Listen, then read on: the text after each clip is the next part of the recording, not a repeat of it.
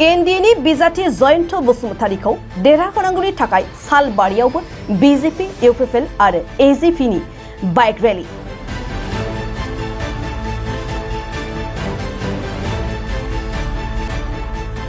बाक्सानि सालबारियावबो bike रैलीजों एनडिएनि बिसायख'थि फोसावदिंनाया गोख्रोंसिन जादों।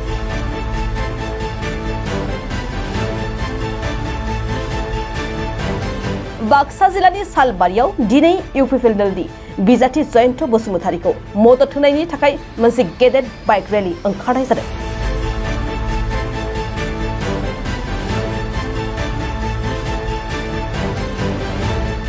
फ्लैग अफ खालामनानै बाइक रैलीखौ बेखेवनानै होदों कैबिनेट मन्त्री उरखावग्रा ब्रह्मआ।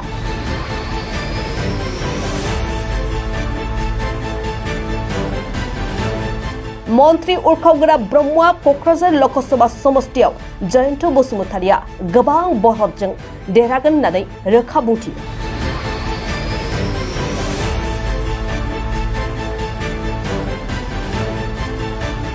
बिथाङा बुंबावोदि हाग्रामानि सेनापतिफोरा खारबाय, माबोरै दावहा नांगोन? हाग्रामानि थुंग्रियाव दाहार गैला, हारसिङैनो दावहारु महरै जुजिगासिनो दं।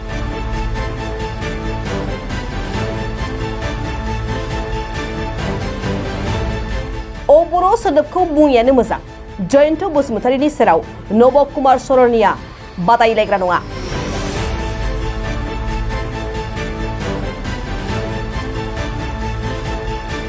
क'क्राझार समष्टिया नैथि सारियावसो बिपिएफआ जायगा मोनगोन होननानै नब कुमार सरनिया 2 लाखनि सिङाव भट मोनगोन होननानै बे प्रचार बिबुंथि लाखिदों उरखावग्रा ब्रह्मआ।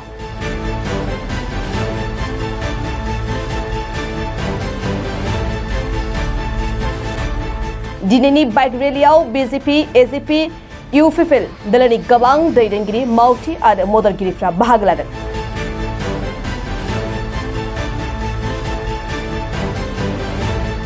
बाइक रैलीयावनो लोगोसे बाहागो लादों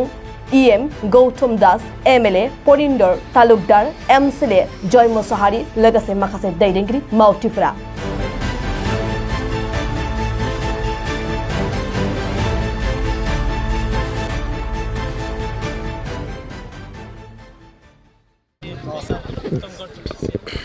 আগন্তুক লোকসভা নিৰ্বাচনৰ যেটো প্ৰচাৰ অভিযান আমি বাইক ৰেলীয়ে দি আৰম্ভ কৰিছোঁ কোকৰাঝাৰ 1 নম্বৰ কোকৰাঝাৰ লোকসভা সমষ্টিৰ অধীনত। 7 তাৰিখ মে'ত তৃতীয় পৰ্যায়ৰ নিৰ্বাচন হ'ব ইয়াত। তো আমি কৰ্মীবিলাকে আজি এনডিএৰ যিবিলাক এলায়েন্স পাৰ্টনাৰ বিজেপি, এজিপি আৰু ইউপিএল কৰ্মীবিলাকে সব একগোট হৈ পেলাই বাইক ৰেলীয়ে দি আমি প্ৰচাৰ চলাইছোঁ। সমগ্ৰ অসমত যি ধৰণৰ এটা প্ৰচাৰ তুংগত গৈ আছে, তো এনডিএ অসমত 12+ জিকিব গৈ আছে, ইয়াত কোনো সন্দেহ নাই, 12+ আৰু অসমত বিৰোধী দলৰ অস্তিত্ব নাইকিয়া হৈ গৈছে। লাহে লাহে হয়তোবা গৌৰৱ গগৈ বা আমাৰ প্ৰদ্যুৎ বৰদলৈৰ দৰে কংগ্ৰেছৰ যিটো ষ্টাৰ মানে কেণ্ডিডেটছ আছিলে, তেওঁলোকৰো যিটো ইমেজ সম্ভাৱনা প্ৰায় মানে নাইকিয়া হৈ গৈ আছে। তো যদি ধুবুৰীটো আজিও মানে এটা সন্দেহৰ মাজত আছে, কিন্তু ইয়াৰ বাহিৰে চব যদি অঘটন ঘটি যায় 13টাও গুচি যাব পাৰে। এইকাৰণে এনডিএ যিটো নেতৃত্বাধীন নৰেন্দ্ৰ মোদীৰ নেতৃত্বত যিটো ভাৰত চৰকাৰ চলি আছে, আকৌ তৃতীয়বাৰৰ কাৰণেও নৰেন্দ্ৰ মোদী ডাঙৰীয়াক প্ৰধানমন্ত্ৰী বনোৱাটো আমাৰ লক্ষ্য। এইকাৰণে আমাৰ কোকৰাঝাৰ লোকসভা সমষ্টিৰ ভিতৰতো যিটো 14 লাখ ভোটাৰ আছে, এই জনগোষ্ঠীসকলে জাতি, ধৰ্ম, বৰ্ণ নিৰ্বিশেষে আগৰ যিটো ডিফাৰেঞ্চবিলাক বা মতপাৰ্থক্যবিলাক আছিল, মনোমালিন্য আছিল, সব পৰিহাৰ কৰি এক সমাজ হিচাপে, বিটিআৰবাসী সমাজ হিচাপে নৰেন্দ্ৰ মোদীৰ হাত মজবুত কৰিবৰ কাৰণে আমাৰ জয়ন্ত বসুমতাৰীক ভোট দিবৰ কাৰণে মানুহে সাজু হৈছে। আমি অকল চেষ্টা চলাইছোঁ, অকল ৰাইজৰ ওচৰলৈ আকৌ কিমান ওচৰলৈ যাব পাৰোঁ, ঘৰে ঘৰে যাব পাৰোঁ নেকি, সকলোকে আমি ধন্যবাদ দিম, সন্মান জনাম যে আমাক ভোট দিবলৈ ওলাইছে। আজি স্যাৰ বাইক ৰেলী কাৰ্যসূচী গ্ৰহণ কৰিছে, কি ক'ব? বাইক ৰেলী এইটো প্ৰচাৰ অভিযানৰ এটা অংশ। কালি হয়তোবা সমষ্টি মিটিং হ'ব, আৰু কালি মানে পৰহি হয়তোবা মুখ্যমন্ত্ৰী সমষ্টি ঘূৰিব, আৰু যদি ভাগ্য ঠিকেই থাকে কেইদিনমান পিছত নৰেন্দ্ৰ মোদীও আহি যাব পাৰে। আমাৰ অসমত বিপিএফে কৈছে, কালিও হাগ্ৰামা মহিলালৈ কৈছে দুখন আশাত তেওঁলোকৰ নিশ্চিত বুলি কৈছে। নাই এটা কথা কওক মানে হাগ্ৰামাৰ সেনাপতিটো চব পলাল এতিয়া তেওঁ এজন ৰজা আছিলে ৰাজত্ব হেৰাল কিন্তু তাৰ সেনাপতিবিলাকতো চব পলাল এজনো নাই সেনাপতিও নাই সেনাও নাই কেনেকৈ যুদ্ধ কৰিব তাত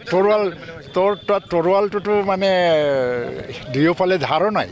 জঙো নাই কেনেকৈ যুদ্ধ কৰিব তেওঁ সেইকাৰণে হাগ্ৰামা আজি আমাৰ কাৰণে ফেক্টৰী নহয় তেওঁ এনেই যোদ্ধা মানুহ হয় ঠিকে উগ্ৰপন্থী আছিলে হাতত অস্ত্ৰ লৈ পেলাই যুদ্ধ কৰিছিলে সেই নেচাৰটো থাকি যায় আৰু অলপ যোদ্ধা আৰু সি মানে যুঁজিবলৈ চেষ্টা কৰে তাৰ কাৰণেতো তেওঁক মানে ক'বই লাগিব যে সি মানে অকলে যোদ্ধা হিচাপে যুঁজি আছে কিন্তু তাৰ সেনাপতি দায়ে বায়ে থকা কোনো মানুহ নাই এতিয়া মানে দুৰ্গা দাস বড়োৰ নিচিনা তেওঁ আন্দোলনৰ দলৰ লগত কোনো লিংকে নাছিলে হায়াৰ কৰি আনিছে সেনাপতি হিচাপে নাই এইটো আলোচনা নকৰিলে ভাল হীৰা শৰণীয়া অবৰৰ কেণ্ডিডেট বুলি নক'লেই ভাল নহয় এইটো এটা সময় আছিলে অবৰ হৈছিলে এইটো নাই হীৰা শৰণীয়া GSPৰ কেণ্ডিডেট হ'বলৈ যদি হ'ব লাগে আৰু এতিয়া আজিৰ দিনত যিটো NDA শক্তিশালী ৰূপত মানে উত্তীৰ্ণ হৈছে আৰু আমাৰ ওপৰত এটা মহাশক্তিৰ হাত আছে নৰেন্দ্ৰ মোদী এটা মহাশক্তি বিশ্বৰে তেখেতৰ হাত আছে তেখেতৰ আশীৰ্বাদ পুষ্ট জয়ন্ত বসুমতাৰীৰ ওচৰত হীৰা শৰণীয়া কোনো ফেক্টৰ নহয় এতিয়া দ্বিতীয় স্থান BPFে পাব নিশ্চিতভাৱে দ্বিতীয় স্থান BPFে পাব প্ৰায় 2.5 লাখ মান ভোট পাই পেলাই আৰু হীৰা শৰণীয়াৰ ভোটটো 2 লাখৰ তলত যাব মুখ্যমন্ত্ৰী কোৱাৰ্টাৰে ভূপেন বৰা বিজেপিলৈ আহিব নেকি সেইটো মই ক'বলৈ নাযাওঁ এইটো মানে ভূপেন বৰা ৰাজ্যিক সভাপতি আৰু আমাৰ মুখ্যমন্ত্ৰী অসমৰ মুখ্যমন্ত্ৰী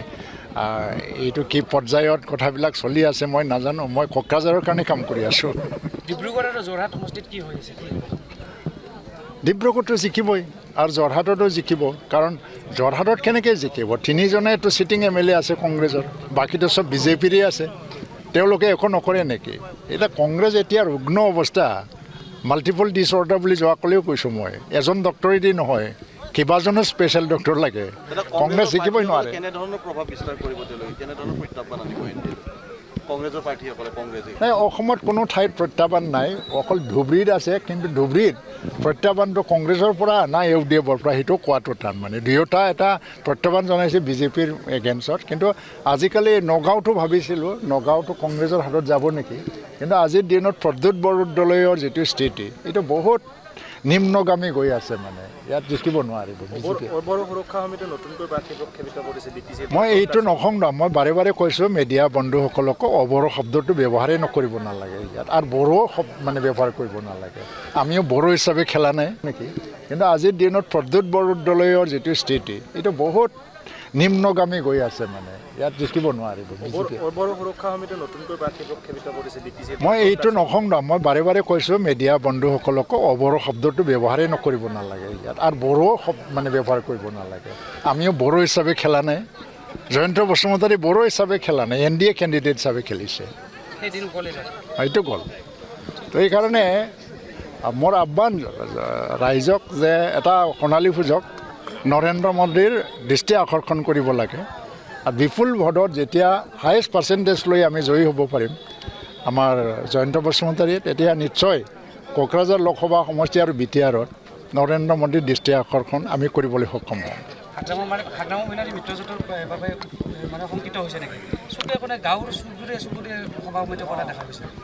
নাই তেওঁলোকে এতিয়া ডাঙৰ মিটিং পাতিব নোৱাৰে যে গাঁৱে গাঁৱে কোনে যায় যেতিয়া ডাঙৰ মিটিং পাতিব নোৱাৰে মিটিং পাতিলে মানুহ নহয় আমাৰ 10,000 মানুহ হয় তেওঁলোকৰ 1,000 মানুহ হয় সেইকাৰণে ওচৰে গৈ পেলাই নমস্কাৰ কৰিব লগা হৈছে আমাক মাফ কৰক এতিয়া মাফি বিচাৰি আছে তেওঁলোকে ৰাইজৰ ওচৰত গৈ আমাৰ 17 বছৰৰ ভুলৰ কাৰণে আমাক মাফ কৰক আকৌ এবাৰ আমাক মানে সহায় কৰক বুলি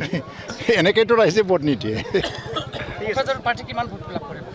আমি 6 লাখৰ ওপৰত যাম 7 লাখ ক্ৰছ কৰিবও পাৰে মানে অভিলেখ এটা হ'ব পাৰ্চেণ্টেজত মানে এনেই টোটেল ভোটাৰ্ছৰ নাম্বাৰটো 14 লাখ আছিলেতো 14 লাখত ভিতৰত যদি 12 বা 12.5 লাখ মান ভোট হয় তাৰ ভিতৰত আমি 7 লাখৰ ওপৰত যাব পাৰি মানে 6 লাখটো মিনিমাম ধৰি আছোঁ এইকাৰণে অভিলেখ এটা হ'ব পাৰ্চেণ্টেজত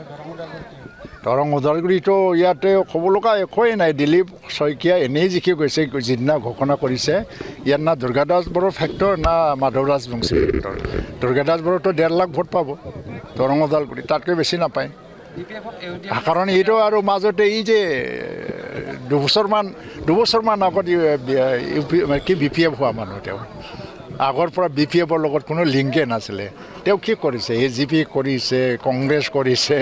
আৰু বি পি এফ কৰিলে পিছত বা কি কৰে মই নাজানো সেইটোৱেইটো দুমুখীয়া নীতি এইফালে মানে নৰেন্দ্ৰ মোদীৰ লগত আমি আছোঁ বুলি তেওঁলোকে কৈ থাকে হাগ্ৰামাই এফালে দেৱৰ সমৰ্থন লয় তাৰমানে তেওঁলোকৰ ভিতৰুৱা এজেণ্ডা ৰাহুল গান্ধীক প্ৰধানমন্ত্ৰী বনোৱা এতিয়া ৰাহুল গান্ধীকতো দেশত মানে প্ৰধানমন্ত্ৰী কোনেও নিবিচাৰি আছে তেনে ক্ষেত্ৰত তেওঁলোকৰ দুমুখীয়া স্থিতি লৈছে আৰু তেওঁলোকে সফল হ'ব নোৱাৰিব তাকেতো মই নাজানো এইটো চৰকাৰটো আমি বিজেপি আৰু ইউ পি পি এল মিলিয়ে চৰকাৰ চলাই আছোঁ এতিয়া যদি গালি পাৰিব লাগে চৰকাৰ হিচাপে গালি পাৰিব লাগিছিল কিয় ইউ পি পি এলক গালি পাৰি আছে ভয় কৰে নেকি